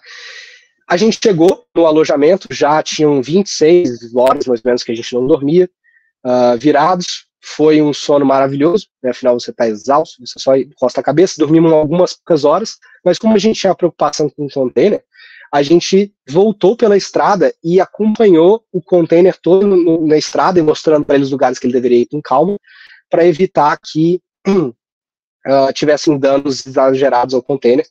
E esse é um vídeo muito legal aqui, espero que esteja dando para vocês verem, que é a gente acompanhando a carreta já pela fazenda. Vai, filho, não é a hora de você. É isso. Já pela fazenda, aproximadamente 1 hora, até o local de descanso dele, que a gente vai mostrar um pouco mais pra frente, tá? A maior parte do tempo foi plano, assim, tá? Foi relativamente tranquilo, mas chegando próximo no local final do container, a gente tinha uma rampa muito inclinada, e aí ficou um pouco tenso, tinha chovido no dia anterior, tinha um pouco de barro, tinha uma preocupação do container atolar, nada que um pouco de motorista de caminhão experiente para tranquilizar a gente. Esse nosso motorista parceiro demais nos ajudou com isso e assumiu a bronca para... Olha só, a gente acabou de passar por cima de uma pontezinha que o caminhão passou exatamente no tamanho da ponte, assim, tá? E, enfim, foi uma complicação para ele chegar lá no local final de descanso dele. A gente até parou para ver o que o caminhoneiro ia fazer, e o caminhoneiro simplesmente foi, com toda a habilidade dele, e passou. Tá? Aqui, eu quero falar um pouco do local de final de descanso do container.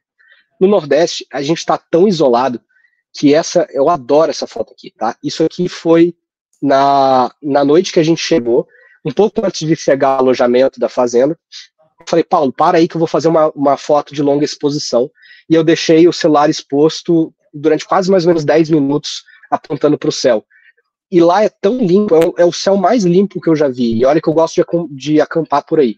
Tá? Mas está tão isolado que você consegue ver aqui, inclusive, os braços da Via Láctea. Você está olhando ela, o disco, assim. Né? Então, assim, é um local muito bonito, muito bonito. E a usina, você tem que ter água, ela é uma hidrelétrica, tá? E só para vocês terem essa noção, né? Olha a água que está sendo utilizada para a usina. Isso é transparente. Isso aqui tem 3 ou 4 metros de profundidade. E você tem peixes maiores, e a água toda da região lá é assim. Né? Então, inclusive, o dono da fazenda levou a gente para mergulhar na cachoeira depois, e foi incrível, foi lindo. É um lugar de muita paz. Então, a gente chegou lá para bagunçar um pouquinho. Né? Qual foi o local, a chegada? A rampa que eu expliquei para vocês está aqui atrás. E tinha acontecido, inclusive essa é a água que eu estava mostrando, mas como rolou uma terraplanagem e desligou a usina para fazer isso, a água dá uma embarreada, mas a partir do momento que liga a usina, tudo isso é limpo e fica transparente de novo. Tá? E tinha chovido também no dia anterior, o que dá uma complicada na água. É um solo muito jovem, né, como tinha comentado ali um pouco antes, então muito desse solo vai parar na água. Esse container desceu a rampa e ele vai ficar aqui, não, vai ter fotos melhores, tá? Vai ficar aqui atrás do guindaste, mas ele ficou dessa maneira porque o guindaste precisava ter espaço de manobra suficiente para jogar a lança, pegar esse container aqui, girar por cima dele e apoiar do outro lado. E aí tiveram várias preocupações, né? Tinha chovido no dia anterior, o que tinha sido acabado de terraplanar virou barro, esse barro começou a querer atolar as coisas, aí chamamos aí as máquinas para garantir que nada fosse atolar. O guindaste precisa desses braços para se tornar estável o suficiente para erguer o container. Ele não está muito pesado, tá? Ele está muito menos pesado do que é comum um container estar, mas ainda assim é pesado, tá? E ele vai ser colocado aqui nesse local. E por que dessa maneira? Mais ou menos como está o caminhão aqui. Porque existe uma brisa constante que vem nessa direção. Então, dado que a gente já vai ter que usar os exaustores para tirar o ar nessa direção, por que não ficar de frente para o vento e facilitar a brincadeira, né? Até isso foi planejado para que fosse mais fácil operar. Tá? Aqui a gente tem alguns vídeos. Esse é o transformador que ia ser usado. Ele foi transportado até o local dele pela escavadeira e foi colocado próximo ao container. É aquela mesma lógica do você estar do lado do mercado de consumo, né? Você leva a demanda ao lado da oferta, então é literalmente do lado da usina, tá? Isso é o que eu falei para vocês do guindaste fazendo o posicionamento do módulo ali. Foi um time-lapsezinho que acabou ficando bem longo. Ele tinha que ser posicionado de uma certa maneira. Oi. Deixa eu te perguntar uma coisa, porque o container com as máquinas, ele é bem pesado, né? Como foi o trabalho para preparar a base, para não ter, sei lá, recalque, diferencial, esse tipo de coisa no solo? Tipo, teve que chamar um engenheiro civil, alguma coisa assim? Como foi essa parte? Rolou, sim, rolou um projeto, um estudo de solo, foram tiradas amostras de solo, sondagem, para a gente ter... Havia uma certa preocupação, porque era um solo recém-mexido, então você teria assentamento, mas como isso também, não é um container tão pesado, parece. Ele é pesado, mas ele não é pesado para a área. Então não tem tanto assim. A base é basicamente uma base de concreto. Essa do Nordeste, a base de concreto nos Estados Unidos é um formato diferente. Eu, infelizmente, não botei uma foto. É basicamente um platô de pedregulho e você bota dormentes de trem em cima e aí você apoia o container. Aqui você está apoiando o container numa base de concreto, tá? Só isso. Não teve muita preocupação em relação a isso, apesar de ter tido toda a sondagem e a engenharia por trás. A gente não está construindo um edifício, entende? É só uma cabana de metal, basicamente. E aí ele foi assentado nesse local, garantindo que está bem alinhado, que está bem apoiado nos pontos de apoio, o pessoal está sondando ali. E como eu já tinha comentado, ali a rampa de acesso ao local foi um pouco complicado. O terreno que tinha acabado de ser mexido foi um desafio um pouco para o guindaste, mas também estava dentro do previsto, então tudo saiu conforme o previsto. Tá, e aí agora a gente tem uma parte de montagem. E aí, desculpa, pessoal, se eu estou nerdando sobre a parte da engenharia do negócio aqui, que eu realmente gostei, mas aí você me fala, cara, se for para seguir e não ficar muito nisso muito tempo. Estamos aqui para te escutar. O que você gosta de falar, o que a gente quer escutar. Para realizar pagamentos via Pix com Bitcoin ou USDT, você deve clicar no ícone central no menu inferior, clicar em Reais, digitar o valor que você deseja transferir e clicar em Enviar. Agora, digite ou cole a chave Pix do destinatário, selecione a conta e digite o seu BIPA-PIN. Por fim, escolha o método de pagamento clicando em Reais. Agora você pode escolher entre usar Bitcoin, USDT ou Reais. E para finalizar, arraste o botão branco para confirmar a transação.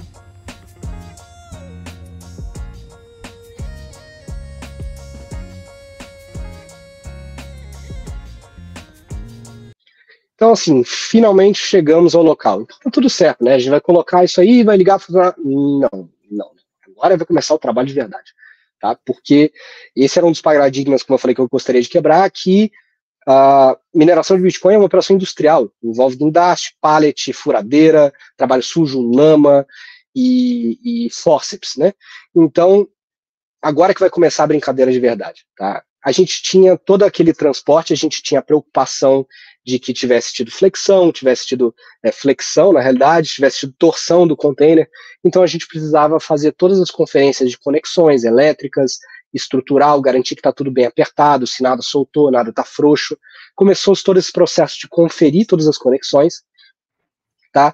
E é bom lembrar que é um trabalho pesado, cansativo, a gente ficava exausto, né? Não é montar o seu computador em casa, entendeu? Isso aqui é industrial. E tem um elemento constante de risco de vida, tá? A gente está do lado de uma usina, a gente está do lado de transmissões de alta tensão, de turbina, de transformador. Então, o meu chefe na época, que ainda é meu chefe, mas eu era estagiário, estava extremamente preocupado com isso, e, claro, eu estava preocupado também, mas eu estava vivendo o meu momento, né? Eu estava muito feliz. Então, era um risco constante, e isso era algo para se considerar, sem contar que a gente tinha ido para um local que não chove o ano inteiro, é extremamente raro chover, mas a lei de Murphy é danada, né? Então, assim, no dia anterior que a gente foi chegar, choveu como se não houvesse amanhã, então, assim, tinha um barro, uma lama gigantesca em volta do container, tudo isso dificultava, você vai passar com uma máquina carregando no braço, aí você fica meio na lama, assim, tudo complicando, e uma corrida contra o tempo, né? Cada dia que essa operação não está ligada, ela custa dinheiro, custa bastante dinheiro. Então, é uma corrida contra o tempo e contra os elementos, com previsão de chuva intensa nos próximos dias, e que a gente não pode estar descoberto. Literalmente, a gente já está com uma aba aberta aqui, que foi a primeira que a gente conseguiu abrir. Então, eu quero mostrar uma coisa aqui interessante. Essa aqui. Lembra que eu falei ali do projeto lá atrás, que aquela janela, aquela aba fecha para transporte? É isso aqui, ó. Ela fica fechada desse jeito para proteção, tá? Porque essa lateral é cheia de buraco, né? Que é para os exaustores. Tá? Essa aba aqui já está aberta desse lado, e a gente quer colocar logo as proteções o quanto antes possível para proteger toda a estrutura antes que a chuva volte. Em compensação, a gente também tem que fazer acontecer. Então, é uma corrida contra o tempo. Aí a gente estava fazendo o briefing com a equipe no local, que ia fazer a conexão de energia nos próximos dias para a gente. E essa conexão de energia para a gente nos próximos dias é um fator importante, porque a gente tinha que fazer uma série de alterações ou verificações no projeto antes que a energia fosse conectada. A gente está falando de muita energia, não é o tipo de coisa que você conecta para ver. Não, você tem que ter certeza que o negócio está funcionando antes. Tá? Então a gente tinha que fazer todas essas conferências, e enquanto isso a gente não tinha energia lá dentro. Então você não enxerga direito, por isso que eu estou com uma lanterna na cabeça, no capacete. Você não tem tomada para operar os equipamentos pesados, então a gente está operando tudo com equipamentos a bateria. E também tem o rádio aqui para comunicação interna da gente, e a gente está alinhando com a equipe no local antes de começar tudo. Tá? Essa montagem demorou por volta de 7 dias, a gente teve alguns contratempos interessantes aí, e o tempo também não ajudou, enfim, os imprevistos sempre vão acontecer, você não consegue prever os imprevistos, mas você consegue se preparar, e aí que conecta com aquela conversa que a gente falou de a gente levou tudo que a gente fosse precisar. Então, a gente estava, de fato, muito preparado para os imprevistos, tá? E agora a gente vai ter mais algumas imagens que mostram algumas coisas mais de uns insights internos de como foi, tá? Vou dar uma pausada aqui nesses aqui, tá? Eu vou pedir desculpa pela qualidade dessa transmissão, eu não estou entendendo o que está acontecendo, mas ele não queria transmitir alta qualidade, isso aqui. Tá? Todas as máquinas chegaram ali perto da gente, e assim, é um caminhão de máquina. É um caminhão de máquina, e a máquina pesada, ela pesa entre 15 e 20 quilos e ela é desajeitada. Então você vai me ver tirando uma máquina de dentro dessa caixa agora. Ó, é ruim, é complicado. A gente estava usando um carrinho de mão para carregar as máquinas. Tá? E lembrando que são 300 máquinas que entram dentro de um container como esse. Então, esse vai, vem, vai, volta, barro, peso, a coluna vai querendo gritar, você vai cansando, a gente vai dar para ver, deixa eu ver se, eu acho que nesse vídeo eu não tô de luva, não, porque eu tô mexendo nas caixas e eu precisava da minha mão sem luva, mas você vai ver que nos outros vídeos a gente tá de luva, porque a mão vai para o espaço, e não é que minha mão fosse sensível, faço academia e tudo mais, e mão tem calo, mas cada coisinha aqui, esses filtros são afiados, e, de novo, se você se cortar ali, se cortar sério, vai ter que ir no hospital, o hospital está longe. Então, assim, não se corte sério e não impeça você de trabalhar. O mote da aventura foi não estrague o fim de semana, né? Então, a gente tinha que se preocupar com segurança e usar a luva para tudo. Uma coisa que eu acho muito interessante é a conexão da usina para o container, ele tinha que ser feito através de cabos, por mais curto que eles fossem. Esse cabo aqui, ele é muito grosso. Olha na minha mão. E eu não tenho uma foto da seção transversal disso, mas ele é dessa grossura aqui,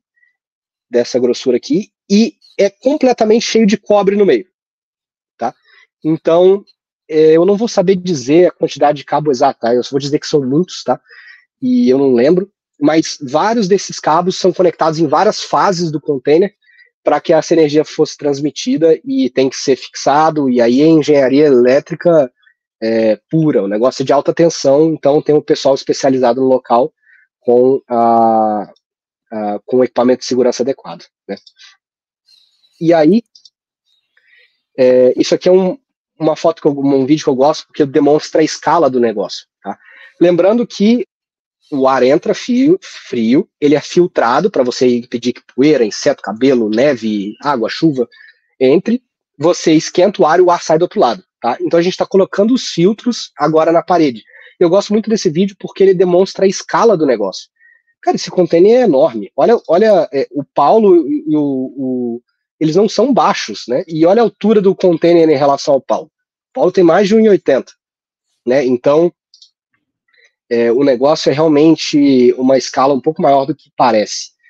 E isso são filtros simples, tá? É um filtro comum, não tem nada de muito especializado nesses filtros. Tem alguns requisitos, como antiestática, que você comentou, que é importante, mas, no geral, é um filtro lavável e substituível, tá? Umas coisas mais legais aqui. Tá. Então, é importante lembrar que a gente estava contra o relógio, e a gente ainda não tinha ligado a energia, né? Era importante que a gente fizesse uma série de verificações antes de ligar a energia. Só que tempo é dinheiro.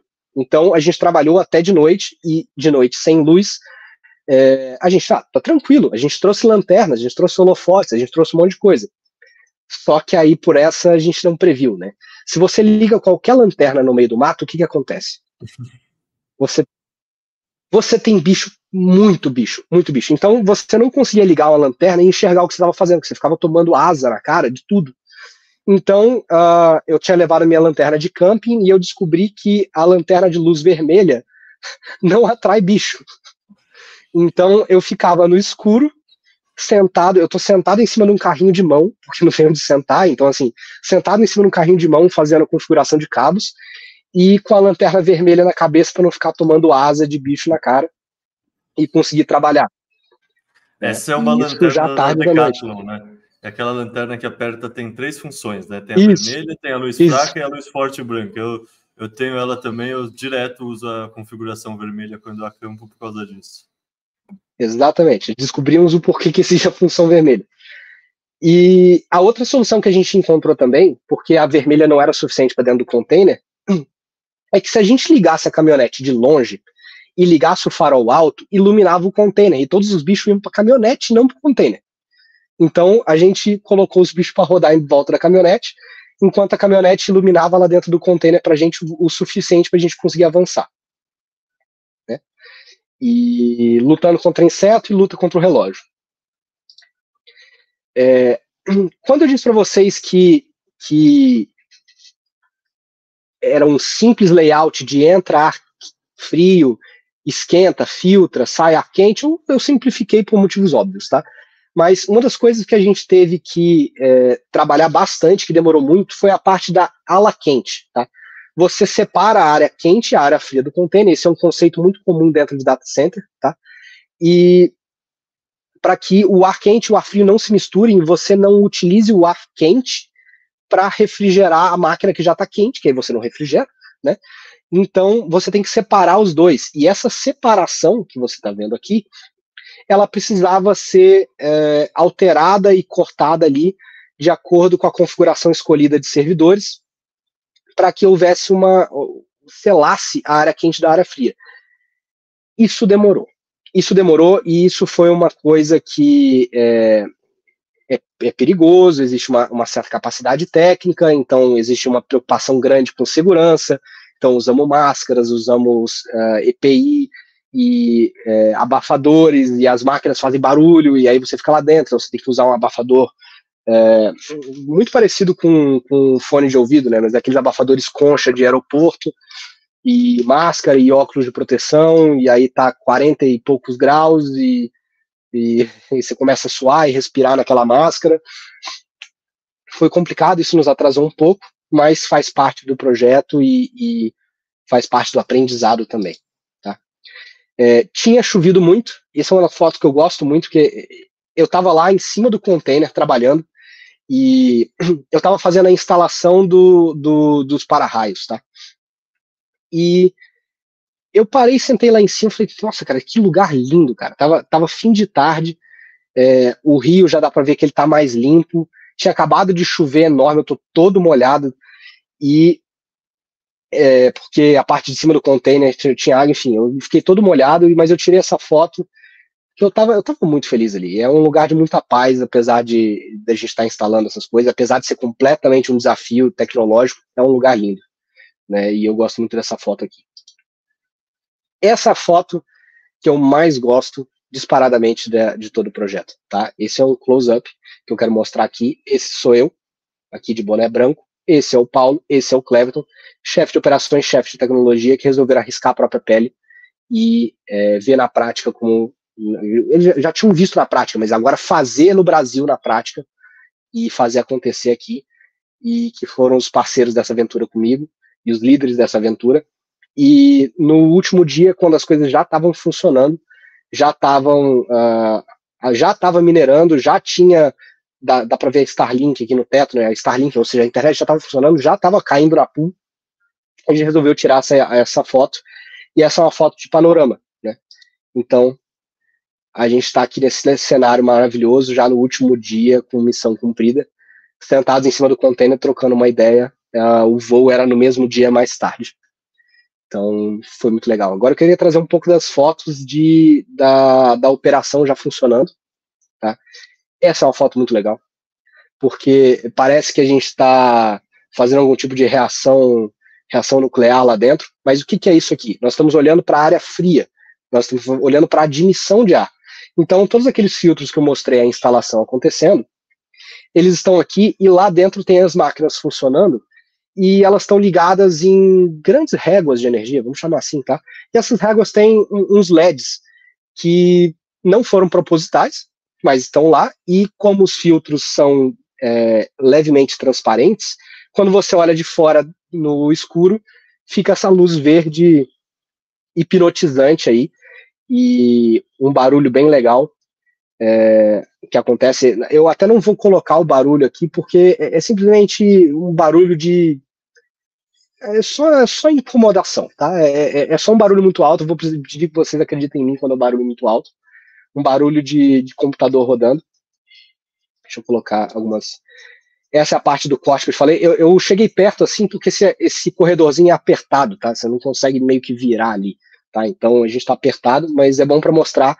As máquinas funcionam do outro lado. Eu não vou poder mostrar exatamente como as máquinas estão, tá? Mas eu posso mostrar essa parte externa, que é onde elas estão jogando o ar quente, e esse ar quente, depois ele é coletado e extraído por esses grandes exaustores na direção do rio. Essa área é uma área quente, não dá para ficar bobeando lá muito tempo, mas não é absurdamente quente, não é que você vai se queimar por estar na saída ali, você só vai passar bastante calor, tá? O equivalente a um secador a temperatura equivalente a um secador de cabelo no fraco, tá? Não é nada absurdo. E isso é a parte de dentro que a gente vê quando está lá de fora, que fica tudo verde, né, que são todas as réguas e todas as máquinas, e nessa imagem aqui, elas já estavam todas funcionando, e eu estava indo só fazer o último acionamento para fechar a porta, entrar no voo e voltar para Florianópolis. Então, é basicamente isso. Esse projeto foi extremamente importante para Arthur, no geral. Tá? Isso foi a primeira operação de mineração aqui no Brasil, nossa, e ela abriu caminho para grandes expansões que já aconteceram e que vão acontecer. E foi uma prova de conceito em relação a paradigmas em deploy, que nós conseguimos fazer aqui, que nós temos parceiros confiáveis o suficiente para fazer as coisas acontecerem por aqui. E dado a atratividade e o crescimento do mercado brasileiro nessa área, era natural que a gente viesse para cá e a gente precisava fazer esse passo, e eu estou extremamente feliz de ter feito parte desse passo. Foi um sucesso absoluto. A operação do Nordeste é uma das nossas melhores operações. A gente aprendeu muito com os Estados Unidos, com os projetos dos Estados Unidos, a ponto de fazer alterações nesse projeto para lidar com essas dificuldades já conhecidas. Através de overkill de exaustão, né, você colocar mais exaustão, enfim. Então foi um sucesso absoluto. Depois disso, eu fui embora, né, houveram outras incursões no Nordeste. Essa área hoje ela já está concretada com dreno, tem grama na frente, já está tudo tratado, essa parte do ambiente, então está muito mais bonito hoje. E em breve, inclusive, eu vou voltar lá para fazer uma manutenção de rotina. E eu tô louco para voltar. Eu gosto muito desse lugar, eu adorei esse projeto. Boa, você deixou um gancho perfeito para a pergunta que estava na minha cabeça, que é justamente a questão de manutenção. Como funciona a manutenção de rotina das ASICs? Porque assim, eu entendo que, sei lá, você ir lá para fazer uma manutenção geral de tempos em tempos faz sentido. Mas no dia a dia, computador dá pau. E se uma ASIC é basicamente um computador, são vários e vários e vários computadores juntos. Então, assim, muito provavelmente entre uma visita e outra sua, os computadores, as ASICs, vão apresentando algum problema na ventilação, algum problema numa peça, algum problema na outra. Como vocês estão lidando com a manutenção dessas ASICs? E mais do que isso, quando vocês escolheram as ASICs que vocês iam utilizar, vocês levaram isso em conta, então escolheram ASICs que talvez não tenham a melhor hash rate, a melhor eficiência, mas são mais robustas e aguentam mais o tranco? Tá, são vários fatores aí. O primeiro deles, a escolha das ASICs. A escolha das ASICs é uma função de disponibilidade de mercado global. Hoje as ASICs elas vêm grande maioria da China, tá? Então você também tem uma dificuldade de cadeia global, cadeia logística, e então tem um fator de disponibilidade. Então nós escolhemos uma máquina que estivesse disponível, e também tem uma questão de custo. O custo das máquinas é o mais representativo de tudo, tá? Então você tem que escolher uma máquina que esteja disponível, que seja eficiente, mas que também seja barata o suficiente. Você pode escolher uma máquina extremamente eficiente, nova, inovadora, mas que é muito cara e ela vai te demorar mais tempo para te dar o retorno. E todo esse equilíbrio daquilo que você escolhe para o quanto você paga é que tá a mágica do negócio e das escolhas de projeto, tá?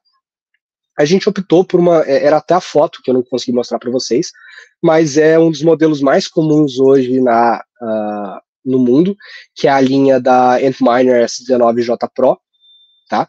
A gente escolheu ela por questão de disponibilidade, preço, acessibilidade, disponibilidade para manutenção. Então, como você bem disse, computadores quebram. Eu gosto muito de fazer a analogia do carro, tá?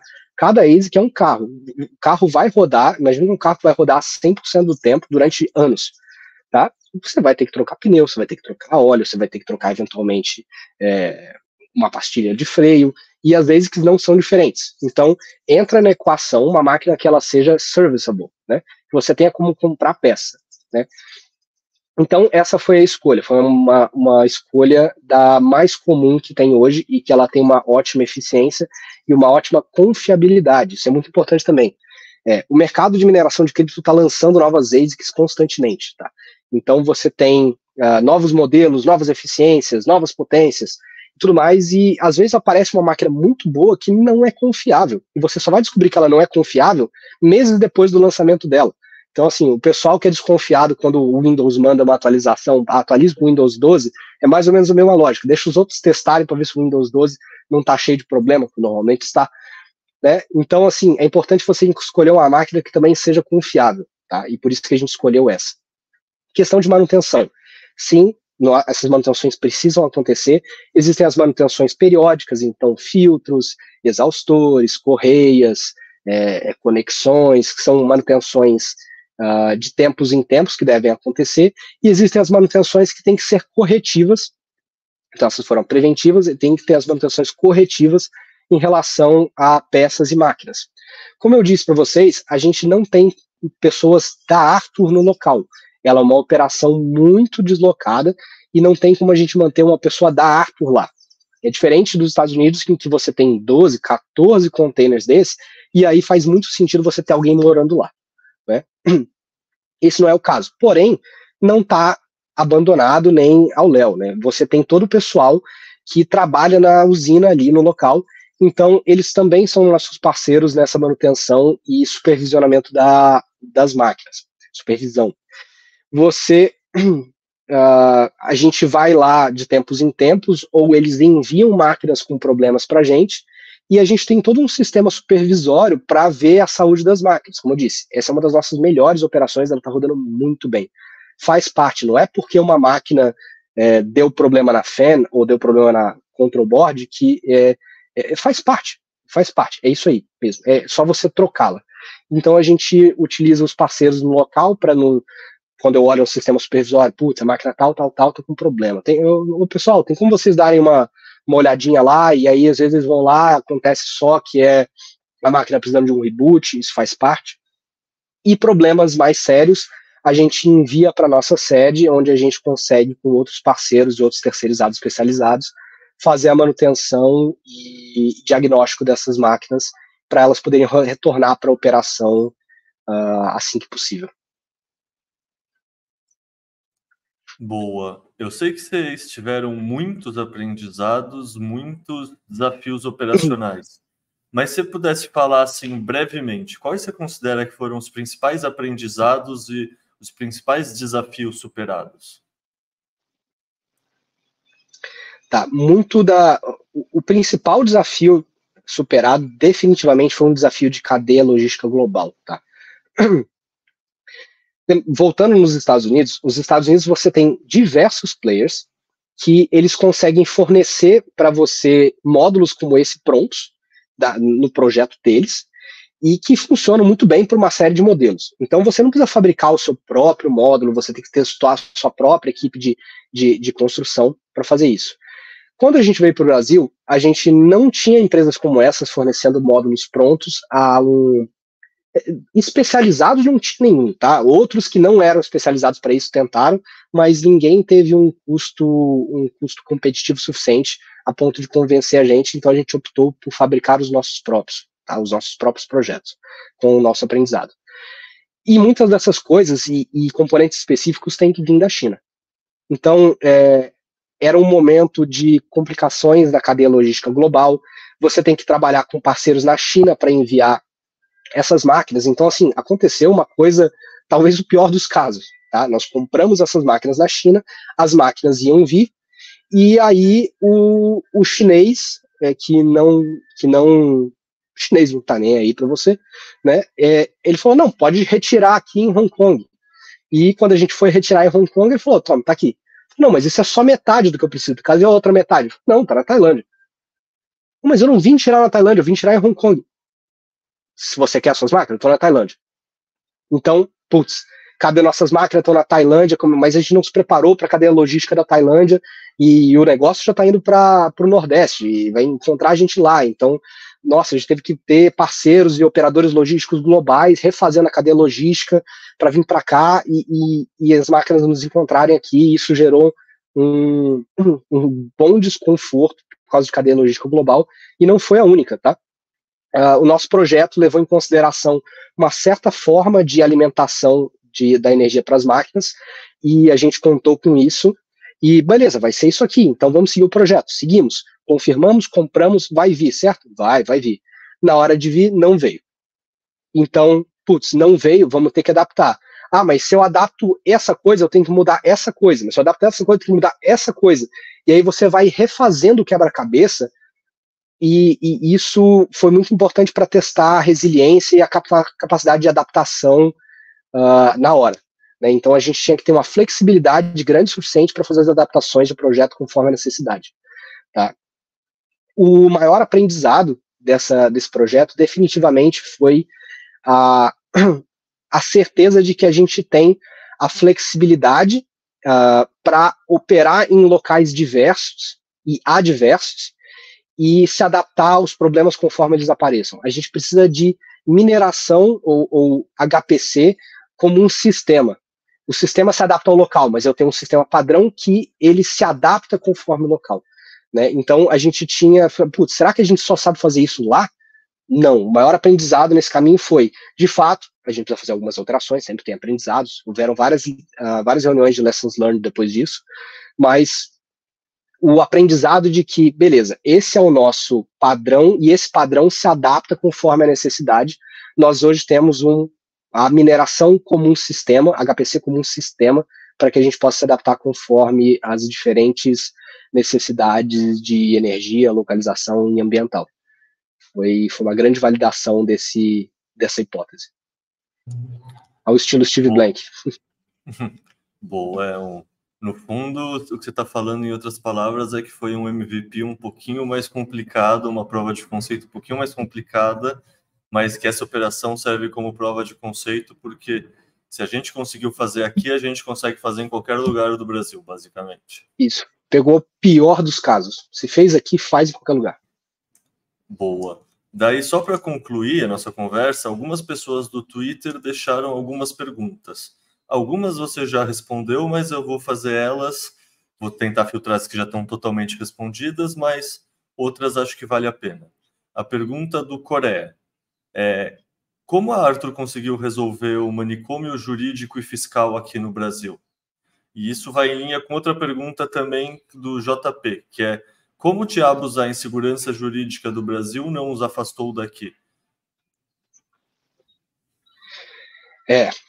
De fato é um manicômio, tá? E não que nos Estados Unidos não seja um manicômio, às vezes, na questão jurídica também.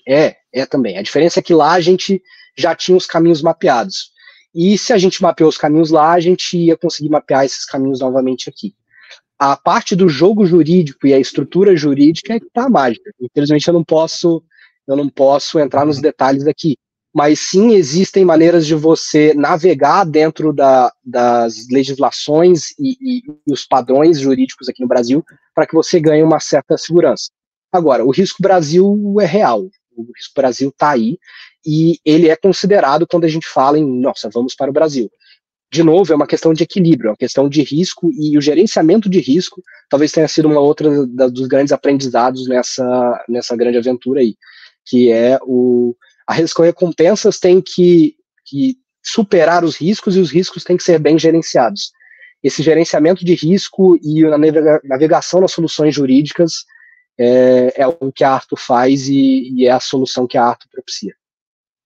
Boa, deixa eu até complementar essa resposta e dizer assim, não é que a Arthur abriu mão das operações nos Estados Unidos para dar all-in no Brasil. Exatamente. Tipo, o que a Arthur está fazendo é uma diversificação geográfica, porque assim, a gente acredita na segurança jurídica dos Estados Unidos. Mesmo assim, nos últimos 4 anos, houveram tentativas de ataque à indústria do Bitcoin e à sua mineração nos Estados Unidos. E por conta disso... Algumas bem sucedidas, inclusive. Exato. E por conta disso, várias empresas passaram a buscar uma diversificação geográfica. Tem empresa expandindo para a África, tem empresa expandindo operação para o Canadá. E na minha concepção, desde que eu fiquei sabendo que a Arthur viria para o Brasil, na minha cabeça faz muito sentido. E por quê? Porque se é desafiador para a Arthur entender isso, para todos os outros players que não são brasileiros, é 3 vezes mais desafiador. Então, quando a gente fala que o Brasil é um manicômio jurídico, fiscal, legislativo, etc., por um lado isso é verdade, mas quem melhor do que brasileiros para conseguir desdar esse nó? E se você consegue... É um manicômio, mas é o nosso manicômio. Exato, e se você consegue desdar esse nó, esse manicômio vira uma barreira de entrada para os seus concorrentes. Então, assim, eu acho que como caminho estratégico, apesar de ter o risco Brasil, é um caminho estratégico interessantíssimo. Por exemplo, tem mineradores que vão para o Paraguai. Pô, no Paraguai você não fala a língua, você tem muito mais demora para se ambientar, para conhecer a cultura, para se alguém estiver começando a atacar a mineração, para você saber com quem falar, por exemplo. No Brasil, é uma bagunça, mas é o que você falou, é a nossa bagunça. A gente entende um pouco mais como as coisas acontecem por aqui. Isso. E aquilo também conectando com o que a gente conversou lá no início, é uma necessidade de sobrevivência também. Ela pode não ser uma necessidade de sobrevivência hoje. Hoje as operações nos Estados Unidos absolutamente lucrativas, eficientes e tudo mais. Agora, daqui ao halving, há quanto tempo o faturamento vai continuar caindo, você tem que ter um custo reduzido. Então, é a sobrevivência do mais apto. Você tem que buscar. Se você não está buscando melhorar e se posicionar melhor estrategicamente no mercado, automaticamente você está perdendo. Você está parado, você está dando ré. Você está em busca de constante performance e melhoria de eficiência, é necessário para a sobrevivência. Perfeito. Bom, no fundo, as outras perguntas, enquanto você foi respondendo, eu fui olhando e a gente já contemplou bastante na nossa conversa, então queria encerrar te perguntando recomendação de 2 livros. Um que tenha relação com esse tema Bitcoin, mineração de Bitcoin, economia, e um que não tenha nenhuma relação com nada profissional, assim, pode ser um romance, uma ficção científica, tipo, qualquer coisa que a galera vai gostar de ler e que não seja para ficar com dor de cabeça de tanto pensar. Tá, relacionado à mineração especificamente, não tem nenhum livro, tá? Agora, em relação ao Bitcoin, tem um livro, agora vou me chamar de puxar saco. Sabe o livro que eu gostei muito do livro do Caio? Muito mesmo, muito mesmo. Achei uma linguagem simples, uma linguagem direta e ao mesmo tempo muito esclarecedora e me ajudou a me empurrar para dentro da toca do coelho de uma maneira assim incrível, tá? Agora, no geral, inclusive eu gosto de deixar esses livros aqui, que são os que eu mais gostei de ler e que mudaram a minha vida de alguma forma, tá? E eu acho que talvez o livro que mais represente esse projeto como um todo seja o do Taleb, que é Arriscando a Própria Pele, né? Então, isso foi arriscar a própria pele, e inclusive eu estava lendo nessa época, eu tinha acabado de terminar de ler e mantive tudo isso aqui em mente quando a gente foi para lá, e esse é um livro que todo mundo deveria ler com calma, ler de novo, ler em diferentes momentos da vida. Eu tô para ler de novo agora, depois que eu voltei dessa aventura, mas eu não consigo pensar em outro momento melhor para ter lido ele do que antes, porque eu podia não ter ido para essa aventura, eu vi a oportunidade e eu agarrei, né? Então eu queria arriscar. Então fica aí essas 2 recomendações de leitura. Então. Bom, um eu escrevi, então eu sou suspeito para falar. O outro, o do Taleb, eu confesso que eu li 3 livros do Taleb, né? O Cisne Negro, o Antifrágil e Arriscando a Própria Pele. Você leu esses outros 2 ou você leu só Arriscando a Própria Pele do Taleb?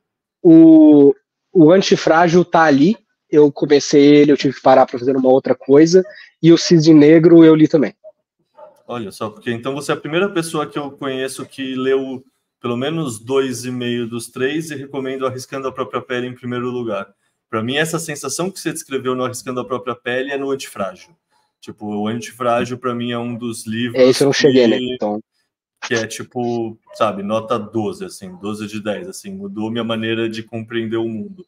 É que o Taleb, assim, acho que depende muito a ordem de que você lê, assim, porque conceitos que tem no Cisne Negro, tem no Antifrágil e tem no Arriscando a Própria Pele, sim. E etc. É tudo e meio ele se cita, né? Exato, meio intercambiável, assim. Bom, esse aí eu tô realmente com bastante vontade de ler. Bom, leia. Cara, deixa eu só então fazer uma última pergunta depois do livro. Teve alguma coisa que você acha que a gente não cobriu nessa conversa, na pauta, e que você queria, tipo, pontuar, assim? Alguma última consideração? Eu acho que tem muito para ser discutido sobre mineração ainda, tá? Tem muito que ser discutido mesmo. Principalmente a parte... podia ter um podcast intitulado Preconceitos contra a Mineração. E aí a gente podia falar de o Bitcoin consome 2 piscinas de água para minerar cada tipo de coisa que é completamente sem noção. O Bitcoin polui, o Bitcoin é contra o meio ambiente, a mineração não é mais lucrativa, não faz mais sentido minerar. Mas isso aí daria um outro podcast, um outro episódio. Mas eu gosto muito de dizer que assim, normalmente as pessoas que têm esse preconceito, elas não conseguiram fazer o próximo degrau, que é os fatos, você interpreta os fatos, você tira uma conclusão. Ele normalmente deve ter pego a conclusão de alguém que não estudou. Então, dá para conversar muito sobre isso. Cara, eu vou te agradecer demais que você acabou de me dar a ideia para mais uma pauta, eu já anotei aqui. Os mitos da mineração de Bitcoin, daí eu vou convidar alguém para gravar comigo e é isso, fã de energia, o fã da sustentabilidade da atividade porque a remuneração do bloco está caindo, etc, etc. Adorei a ideia. Bom, João... isso é legal. Cara, muito obrigado pelo seu tempo, a gente já está aqui há quase Obrigado 2 você horas por me receber. nessa aula. Aquele abraço, cara. Cara, um abraço, Caio. Até mais. Até mais.